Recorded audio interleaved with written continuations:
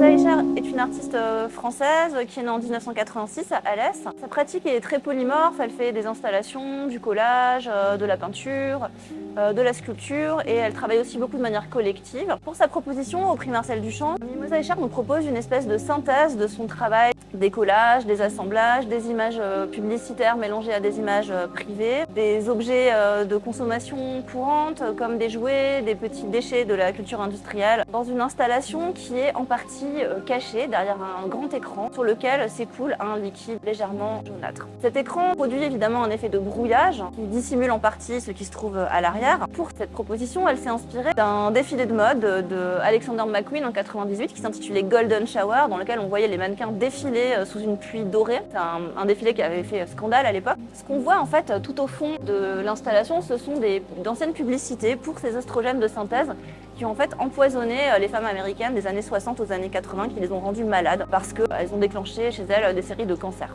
Donc certains artistes, bien sûr, dans l'histoire de l'art, ont travaillé à partir de ce matériau qui est l'urine. On pense à évidemment Andy Warhol qui a fait dans les années 70 des séries de peintures qui s'appelaient des oxidation paintings, dans lesquelles il demandait à ses assistants d'uriner sur les peintures qui étaient recouvertes d'oxyde de cuivre et qui du coup s'oxydaient et devenaient bleues. On pense aussi au fameux Peace Christ d'Andrés Serrano, qui est une œuvre qui avait fait scandale, dans lequel une photographie dans laquelle on voit en fait un crucifix plongé dans l'urine. Mais chez Mimosa, il y a une manière de traiter aussi l'urine comme un flux informationnel. Si on y pense, l'urine, c'est ce liquide qu'on analyse pour essayer de comprendre voilà, quels sont les toxiques qu'on a pu absorber.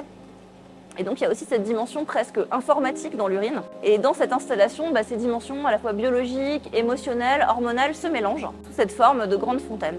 Alors bien sûr, il n'est pas nécessaire d'avoir toutes ces informations pour pouvoir profiter de cette œuvre. Une des premières idées de Mimosa, c'était vraiment de faire cette grande fontaine d'eau qui coule, qu'on retrouve en fait des fois dans les lobbies d'hôtels, dans les banques ou parfois dans les parcs. Donc on peut aussi tout simplement s'asseoir sur le banc dans la salle et contempler cette eau qui coule et voilà, laisser son esprit se promener et rêvasser d'une image à l'autre.